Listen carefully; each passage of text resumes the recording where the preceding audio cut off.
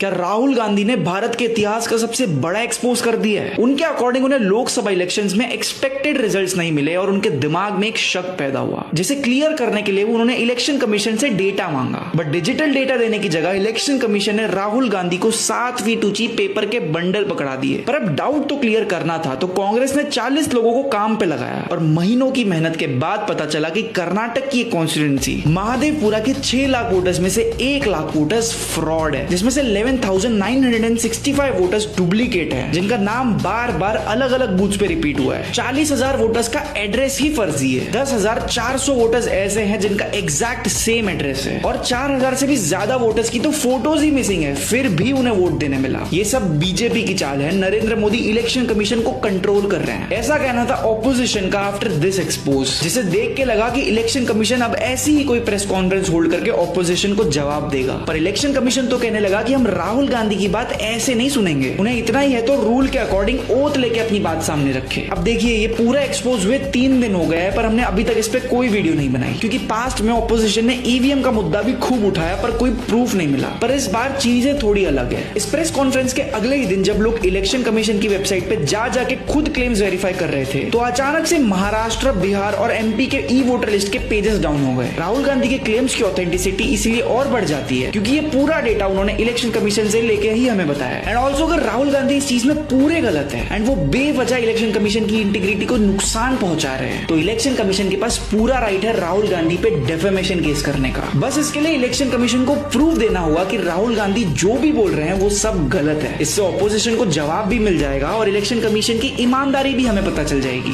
As simple as that. तो क्या आपको लगता है इलेक्शन कमीशन ये चीज कर सकती है? हमारे देश में हमारी जिंदगी, स्टूडेंट्स के राइट्स की कीमत तो कम होती जा ही रही है, पर क्या अब हमारे वोट्स की भी कीमत नहीं बची? पिछले 10 साल से ऑपोजिशन सो रही है, पर इस बार थोड़ी उम्मीदें जगी है। एक अच्छी डेमोक्रेसी में अच्छे लीडर के साथ साथ अच्छे ऑपोजिशन की भी खूब जरूरत है। आपको क्या लगता है इस पूरे मामले का अंत कैसे होगा? अपने ओपिनियन और एनालिसिस हमें कमेंट्स में बताइए और जल्दी से फॉलो कर दीजिए इंडिया इन लास्ट 24 आवर्स को to understand all this issue in the best way possible.